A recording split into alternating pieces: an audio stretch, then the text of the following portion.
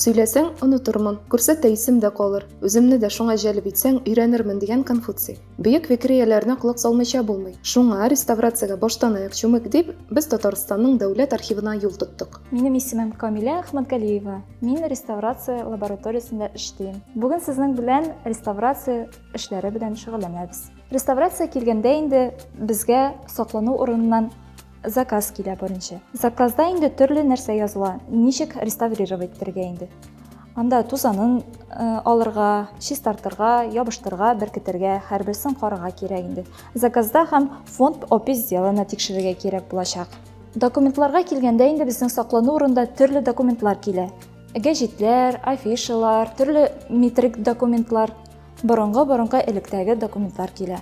Карыйбыз, нәрсәләр җитми, нәрсәләр кирәк, ничек нәрсә ябыштырга, кайсы йорыкларны беркетергә, барсында барлыйбыз. Барлаганнан соң инде без үзебез тузанны чистартабыз. Тузан чистартыр өчен кисточка кирәк.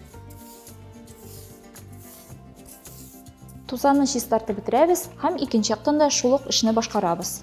Шуннан соң инде без алгы яртын күтәреп карыйбыз да суны алабыз. Су белән инде без язу карасын тикшерәбез. Ага микән, юк микән. Акмаса инде без эшебезне башкарырга мөмкинбез. Беренче чиракта без су белән чистартабыз.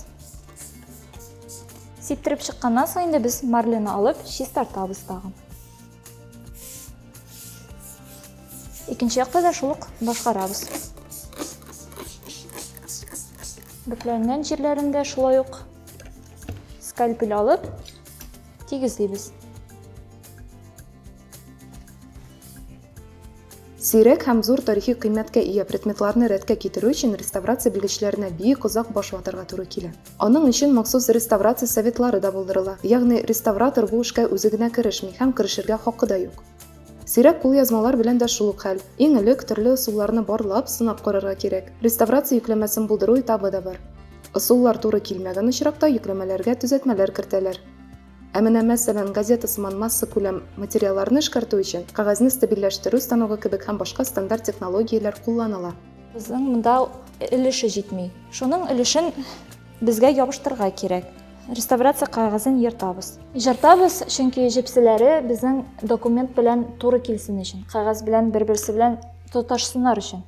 Клейны алабыз да ябыштырабыз. Кәгазьне куеп карыйбыз һәм тоташтырабыз.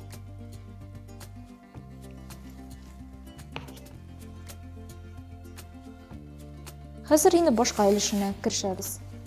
Барысында йыртыкларны шулай һәрберсен тоташтырып чыгабыз реставрация кәгазе белән. Реставрация кәгазеннән соң инде безнең икенче этап була инде ул. Менә шушындый йыртыкларны инде безгә беркетергә кирәк. Аның өчен инде безгә микалентная бумага кирәк. Микалентная кәгазь. Башыннан алып, клейны сылыйбыз. Һәм микалент кәгазьне инде беркетә башлыйбыз. Клейны шундыйны кулланабыз гөбәләрдән каршы һәм бактерияләрдән каршы. Һәм инде икенче чиракта реставрация ясарга туры килгәндә инде без су белән алып пешерергә мөмкин инде. Кире реставрацияга кайтарга мөмкин инде. Һәрбер ягын, менә шушы якларны һәрберсен шулай микалент кәгазь белән беркетеп чыгабыз. Булар шундый очраклар шелковка куллана. Шелковка куллана ул шунда ике яктан да язымнар булса. Бу шелковкада инде беркетсәк, аның язуын күреп була. Ә башка кәгазь, я микалент кәгазе, реставрация кәгазе беркетсәк инде, анда уже язмалар күренми.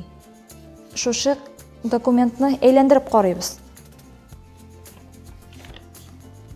Эшебез биткәннән соң инде без шушыны кирегә борабыз. Өстенә инде без войлык ябабыз. Без аны менә шул әзер киптерәбез дә инде кирегә икенче көнгә тагын карыйбыз шул. Ябысмасын өчен. Менә шушы войлык өстеннән инде без ташларны алып, ташларны тагын күтәреп салабыз. Менә шу ташларны куйганнан соң инде безнең бөтен афиша тигезләнә. 24 hours later. Эш биткәннән соң инде шушы кыяфәттә чыга инде безнең реставрация афишасы. Документларда инде кайбер чакта була безнең степлерлар, скрепкалар, хәтта инде казаклар да була инде безнең. Ул казакларны, скотишларны, скрепкаларны барсында алырга кирәк. Чөнки алар инде документларны бозалар. Гөмбәләр чыгарырга мөмкин һәм инде окисләтәләр инде документны. Китаплар да тере организмнар кебек үк авырырга мөмкин. Аларда төрле гөмбәчекләр үсәргә ярата, бөҗәкләрнең кортлары да китапның иң тәмле битләрен кимерәләр. Китап укуга бирелгән, аны йотып укучы кешеләргә карата әйтелә торган китап корты сүз тезмәсе дә шул кортлар белән бәйле. Ә менә китап көясе дип киресенчә китапны кадерсез тотучы, туздыручы кешеләргә әйтәләр икән. Сүз уңаеннан Россиядә хәтта китап корты премиясе дә бар. Аңа 2014 елдан алып китап үсешенә зур өлеш кертүчеләр лаек була. Алар арасында наширләр, мөхәррирләр, дизайнерлар һәм коллекционерлар бар. Аннары була безнең элеккеге клей повалар, аны да чистартырга туры килә менә шушы кырыйдагы клей поваларны. Һәрберсен чистартып утырабыз инде. Документларда инде тузаннарын чистартырга кирәк иң мөһимен. Кайчагында инде гөмбәләр үсә, алар инде элекке вакытта булган. Хәзерге вакытта инде безнең саклану урынында яхшы урыннар хәзер андый әйберләр булмый инде. Картоннарда, коробкаларда уже саклана. Хәзерге моментта инде безнең андый әйберләр күргәнбез юк. Шул һәрберсен инде реставрация шөгыльләнгәннән соң инде без һәрберсен җыеп, нумерациясын тикшереп, переплетчикка бирәбез. Уже переплетчик инде һәр бер китап, бер документ бәйләп бирә инде. Китап көясенә әверелмәс өчен китаптан файдалану, аны саклау кагыйдәләрен дә үтәргә кирәк. Китаплар ябык шкафларда сакланылырга тиеш. Аларга кояш нурлары да турыдан-туры төшмәсә яхшы.